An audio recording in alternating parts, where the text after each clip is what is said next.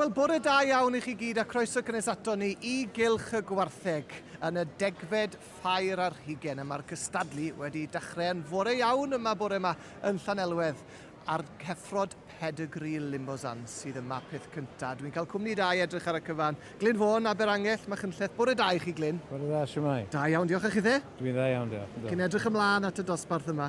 Yndwn, yn wedi gan bod o'r unig dosbarth I rai Pedigree.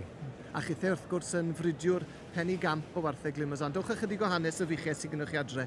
Wel, wnaethon ni ddechrau 92 a wedi cael chydig o lwyddiant wedyn gwerthu teiro bod ni ddim yn dangos llawer o gwbl digwydd. Soniwch chydig bach am Fabio, y tarw, nôl yn 2012 gwerthoch chi'n cael ail. O, mae hynny'n bell iawn nôl rwan, dwi'n ofan. Mae'n bryd I ni gael un arall, ond oedd o'n darw da amser ni. A record ar y pryd yn doedd, os ydw i'n iawn I weid? Record ar y pryd oedd, ond hwnna wedi cholli rwan, dwi'n ofan. Am faint werthwyd Fabio? 120,000 guinea. Wel, anhygoel. Yndi, mae'n edrych yn bell iawn yn ôl. Byddai'n braf cael un bach arall fel wedwch chi nawr. Byddai. Siwt mae'r sales wedi bod yn gyffredinol eleni te yn y gwartheg Limousin? Yn y Gwanwyn oedd arwerthiant yn dda, ond yn yr hydref yma mae'n mwy sticky. Mae gen i'n edrych ar y dosbarth cyntaf yma bore yma nawr ar fore dydd Llun y ffair efo'r beirniad Richard Wright o Wlad yr Haf wrth i'n pwyso a mesur fan hyn. A fel wedwch chi, yr Heffrod Pedigree Limousin mae yna ddosbarth cytbwys iawn yma yn does. Oes, dosbarth da iawn. I ddeu gwir, lle unrhyw un o'n nhw'n ennill y dosbarth yma, swn i'n meddwl. Dwi'n cytuno efo chi. A mae yna stori fach ychwanegol I bobl adre nawr sy'n gwylio. Mae yna sawl subplot fel mae'r Sais yn gweud fan hyn nawr, achos mae enillydd yr English Winter Fair, ffair eia Lloegr, mae yma sef Heffer y teulu Edwards o Betws Gwerfyl Goch, gath gymaint o lwyddiant yn y ffair eia llynedd yn mynd ar brif bencampwriaeth. Mae Cai yma efo'r Heffer yma. Hefyd mae'r Heffer ddoth yn ail I Cai wythnos diwetha yn ffair eia Lloegr. Mae honno yma hefyd, Glyn, felly mae yna gystadlu brwd yn y dosbarth cyntaf yma. Dyna Cai ni'n gweld efo hyn nawr efo'r Heffer. Yndi, mae hon Heffer dda iawn, ac oedd hi'n edrych yn dda iawn wythnos dwytha hefyd.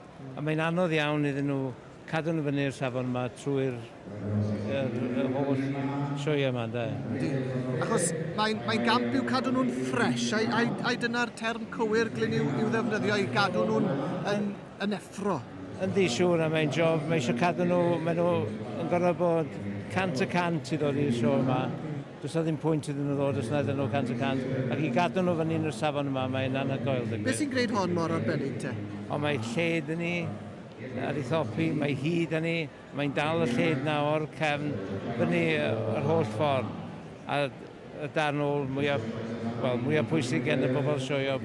Ac ni'n gweld y beirniad nawr yn pwyso a mesur o'r Heffer ddoth yn ail I Cai yn ffair eia Lloegr. Mae hon yn Heffer o iddo'r teulu Sellers. Dyna ni'n gweld Louise Allen o'r Alban.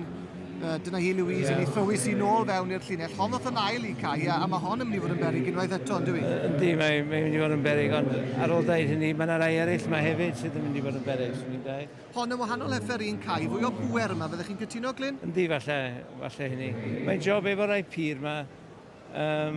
Mae'n anodd peidio edrych arnyn nhw fel rhywbeth sy'ch chi eisiau prynu I fagu. Yn union. Mi allech chi fagu wrth bob un o'r rhain, y gallech, maen nhw cystal? O, gallech, maen nhw. Hefyd mae yna Heffer dda iawn gan Ifan Phillips yn y dosbarth yma. Mae Ifan fyny fan hyn wrth yn pwys ni a dyna ni Richard ar y pen pella fyna efo rhif 10. Y teulu Rowlands o Lanidloes. Ie, Mike Rowlands fyna. Mae hon yn Heffer dda, mae hon yn Heffer gryf, Glyn. Be newch chi o hon? Yndi, mae Mike yn wych iawn yn dod rai dau allan bob amser. Mae hon a darn ôl, wel, mae'n edrych fan hyn ar y sgrin. Os ei darn ôl ofnadwy ar ni. Ond fydd yn ddiddorol gweld hon wedi leinio fyny rhwng efo'r dwy arall. Mi fydd, achos dwi'n meddwl bod hon chydig yn fwy na un Cai. Dw Cai ddim yn setlo'r Heffer eto. Maen nhw'n chwarae fyny tipyn bach yn dyn nhw. Mae ambell un yn symud ac yn aflonyddu. Ydy hynna ond diw ddisgwyl I fod yn ffer i'r Heffrod. Mae'n dipyn o awyrgylch fan hyn, yr holl oliadau yma a bobl yn gwyliad nhw. Mae'n anodd iawn iddyn nhw beidio dechrau'n rhyw chydig bach. Ond Cai yn feistr ar y gwaith yna fe. Wedi rhoi di yn ei lle. Mae'n ei gwaith da fyna o dangos a'r beirniad nôl yn pwyso ac yn swmpo I weld lle mae'r cig. A mae yna dipyn o ffordd I fynd yn y dosbarth agoriadol yma i'r Heffrod Pedigree Limousin. Ac am ledd i ni'n gael i ddechrau'r cystadlu yn ffair a 2019. Glyn am y tro, diolch yn fawr i chi. Dewch nôl ato ni i weld pwy sy'n na hi nes ymlaen. A Cai yn gwneud i orau glas i hudo'r beirniad yn ôl ato fe. Ifan Phillips o Gastell Newydd Emlyn, dyna fe neu gwaith gwych.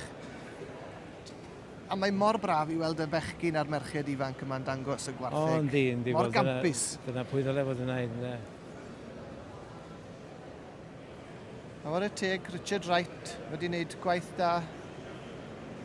Ddim wedi gwastraffu amser, ond mae wedi wneud ei waith yn drylwyr. A mae wedi penderfynu, dwi'n meddwl. A dwi'n meddwl mai dyma fydd y drefn, yn y dosbarth cyntaf yma. Mae Cai'n gwybod, mae Ifan yn gwybod. A dyna ni, yn ymfalchio'n llwyddiant i gilydd ar dderchog. Achos Glyn, mae'n bir debyg, neu mae yna obeth golew, falle mai o'r dosbarth yma y daw prif bencampwr y ffair ei eleni, ynddo fe? Mae yna siawns golew gan fi. A mae hon wedi magu yn Nghymru hefyd. Dyna ni. Ifan Phillips o Gastell Newydd Emlyn, dyna fe, wrth ei fodd. Wedi ennill y dosbarth cyntaf yn y ffairia i'r Heffrod Limousin, yr Heffrod Pedigree. Mae mynd ymlaen nawr i'r bencampwriaeth. A mae yna obeithio'n mawr i hon nawr yn does bydd. Ni'n meddwl bydd.